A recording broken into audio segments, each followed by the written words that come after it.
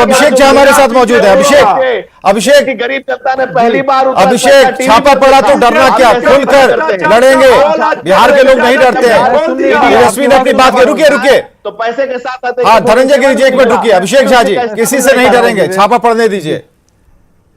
मैं आपके सवाल को सुन नहीं पाया विवेक, कृपया। सवाल वही है, छापा पड़ा तो डरना क्या, छापा पड़ने दीजिए, अपना काम करने दीजिए उनको, हम अपने मस्त में रहेंगे, अपने काम में मस्त रहेंगे। तेजस्वी यही कहना चाह रहे थे, और क्या जेडीयू इस बात को सपोर्ट करिए? कहीं कोई डर नहीं है, कहीं कोई भय नहीं है, या फिर बीजेपी पर आपके भी कुछ आरोप हैं? विवेक जी, पूरा देश इस बात को देख रहा है। आखिर क्या ऐसी खास बात है कि सिर्फ विपक्ष के नेताओं के यहां ही ईडी, सीबीआई और आईटी की रेड होती है? हम लोगों ने कभी नहीं कहा है कि भाई किसी ने भ्रष्टाचार किया है तो उसके खिलाफ कार्रवाई नहीं होनी चाहिए, लेकिन जिस तरह की नीति है केंद्र की सरकार की और खासकर भारतीय जनता पार्टी की, उसका नया आयाम आपको देखने को मिल रहा है कि ईडी, सीबीआई या आईटी उनके तोते की तरह, ये लोग पहले कहा करते थे कि केंद्र सरकार का तोता है सीबीआई, आज किस तोते के बारे में ये लोग बोलेंगे? भारतीय जनता पार्टी को यह बात नागवार गुजरती है कि कोई भी अन्य दल या कोई भी अन्य गठबंधन को जनता का सपोर्ट मिलता है वो लोग आगे बढ़ते हैं। इनको इस बात की इनसिक्योरिटी होती है, और कहीं ना कहीं उन लोगों ने आज के इस खास दिन को चुना ताकि धूमिल कर सके छवि। सदन में तो ये लोग जवाब नहीं दे पाए। हमारे नेता नीतीश कुमार जी ने जब इन लोगों की बात करनी शुरू की, इन लोगों की सच्चाई बखिया उधेड़नी शुरू की, तब तो ये लोग वॉकआउट करके चले गए। इन लोगों ने इस दिन को चुना ताकि ये लोग सत्ता पक्ष के लोगों की छवि को धूमिल कर सके, महागठबंधन के नेताओं को डरा सके। लेकिन हम लोग एक बात इनको बता देना चाहते हैं कि महागठबंधन के नेता किसी भी कीमत पर डरने वाले नहीं हैं, चाहे ये लोग कितना भी ईडी का, सीबीआई का या आईटी का डर दिखाने की कोशिश करें। भारतीय जनता पार्टी ने एक नई पद्धति की शुरुआत की है कि कोई भी विपक्ष का नेता यदि उठता है तो तेजस्वी तो कह रहे हैं कि जिन ने कमल छाप साबुन से स्नान किया वो साफ सुथरे हो गए, तो फिर आप लोग भी तो थे, उसी कमल के साथ थे। नहीं, नीतीश कुमार जी तो एक्सेप्शन है। नीतीश कुमार जी को अगर आप उजला कुर्ता पहनाकर भ्रष्टाचार रूपी काल कोठरी में भी भेज देंगे तो भी एक छींटा दाग उन पर नहीं लग सकता है। यही उनकी राजनीतिक पूंजी रही है, राजनीतिक विरासत इतने लंबे। चलिए हम आपके पास तुरंत आएंगे, अभिषेक आएंगे। आपने बहुत अच्छा डिबेट का अच्छा पॉइंट बताया था। अभिरंजन कुमार जी हमारे साथ वरिष्ठ पत्रकार हैं। जब हम ब्रेक से जाने से पहले अभिरंजन जी की एक राय लेते हैं, उसके बाद ब्रेक पे आएंगे, तब भी अभिरंजन जी से ही शुरू करेंगे। अभिरंजन जी, जो चल रहा छापेमारी से डर क्या, सभी लोग यही कह रहे हैं। राबड़ी जी ने कहा, तेजस्वी कह रहे हैं, और आरजेडी के सभी लीडर कह रहे हैं कि डरने की कोई जरूरत नहीं है। तो अब ये ऐसा मतलब एक रूटीन की तरह, दिनचर्या की तरह हो चुका है कि कोई फर्क नहीं पड़ने वाला, आपको जहां खंगालना है खंगाल लीजिए।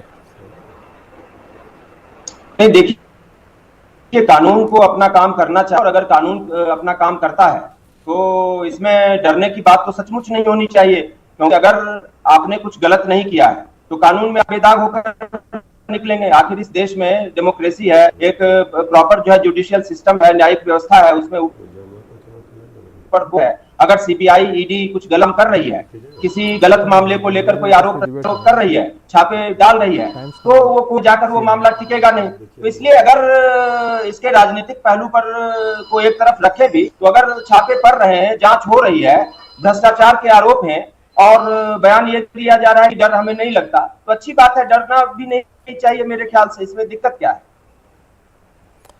चलिए, तो ये डरना नहीं चाहिए, अगर कुछ नहीं किया है तो इस पर कोई बात नहीं होनी चाहिए, और बार बार खुद को ऐसा नहीं बताना चाहिए। इस बात को उठाने का मतलब है कि कहीं ना कहीं कोई संकोच है, यही बात। अभिषेक, आप कह रहे थे नहीं डरेंगे, नहीं, बिल्कुल मत डरिएगा। अब मृत्युंजय तिवारी, किसने कहा डरने? बाहर से तो कोई आवाज नहीं आ रही है कि किसी ने कह दिया कि आप डर जाइए। ठीक है, आप लोग कह रहे हैं तो मान लेते हैं, डरने की जरूरत नहीं है। अभिषेक जी ने कहा कि उनके नेता पाक हैं, साफ हैं, और उनके दामन पर किसी तरह का कोई दाग नहीं लगा है, आज तक छापेमारी नहीं हुई, ये नहीं हुआ।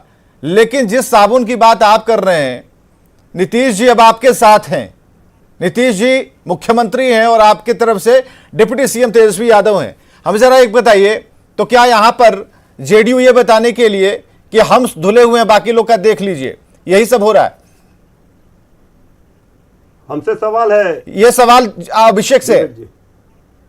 जी, आप सवाल दोहरा दीजिए, आवाज कट रही थोड़ी। यानी कि आप ध्यान में नहीं रहते हैं, तब तो जवाब मृत्युंजय तिवारी से लेंगे। तब मृत्युंजय तिवारी को अब आप आवाज कट रही थी आपकी। नहीं, मृत्युंजय तिवारी जी। जी हाँ, सवाल यही है कि जिस साबुन की आप बात कर रहे हैं कि जो धुले, जिससे नहाएगा वो धुल जाएगा, ये कमल छाप साबुन की बात अभिषेक ने साफ तौर पर कह दिया कि हमारे नेता के दामन पर कोई दाग नहीं है, हम हमारे यहाँ कोई छापेमारी इस तरह की भाई, चीजें नहीं हो सकती हैं, क्योंकि नीतीश कुमार पाक है, साफ है। लेकिन आपके यहाँ अगर लगातार छापेमारी हो रही है तो क्या सवाल है? सवाल यही है कि क्यों छापेमारियां हो रही हैं, एक के बाद एक क्यों छापेमारी हो, और इतने सारे जो नेता हैं, एक दो मत कहिए, 4-5 ठिकानों पर तो ऐसे ही छापेमारी हुई है। देखिए विवेक जी, एक बात स्पष्ट है कि बिहार में समाजवादी सरकार बनी है। अभी बिहार ने जो संदेश दिया है, ये तो बौखलाहट में तो बीजेपी है ही।